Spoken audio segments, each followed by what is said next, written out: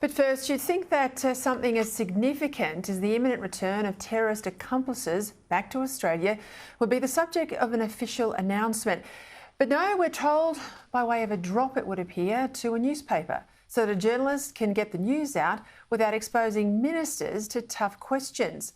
According to further reports in The Australian today, at least some of the jihadi brides will be charged with criminal offences once they return.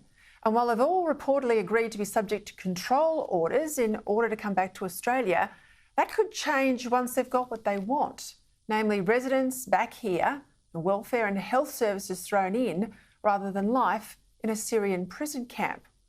All we know about these returnees and the adults, let's remember, all left Australia of their own free will to join the Islamic State death cult that inspired terror attacks here and throughout the Middle East, is that there are potentially 16 women and 42 children who now want to come home.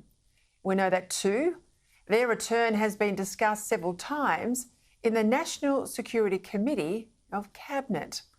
But no one from the government's been prepared to level with the Australian people about who is coming, when they're coming, what crimes they may have committed, and how we're going to be kept safe once they're back and living in the suburbs of Sydney and Melbourne, given there's absolutely no information about whether any or all of them have genuinely recanted their previous death to infidels ideology.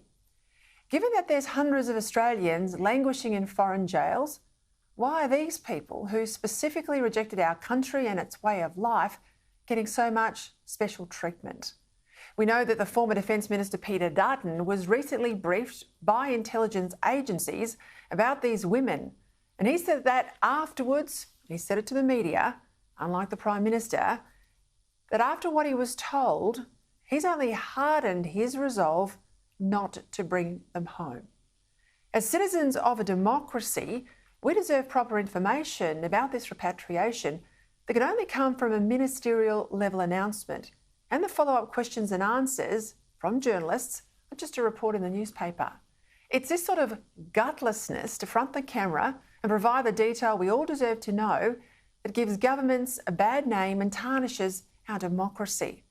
There is a case that can be made for bringing them back, especially the children who have done no wrong. Now, I'd probably argue against bringing the women back, but I would at least give a minister credit for standing in front of the cameras and making that case to the Australian people.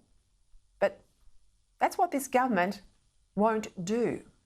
And given this repatriation was never mentioned before the election, the least they could do now is be transparent.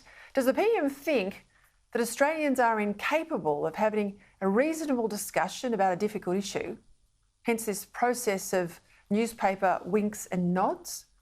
Now, one thing's for certain, we're not going to be able to improve our ability to discuss hard issues if we never actually have those discussions. The Prime Minister owes Australians an explanation, the sooner the better. And in particular, he owes an explanation to those migrants here now living in Australia who fled Islamic State and just might find themselves living next door to sympathisers that Labor's bringing home.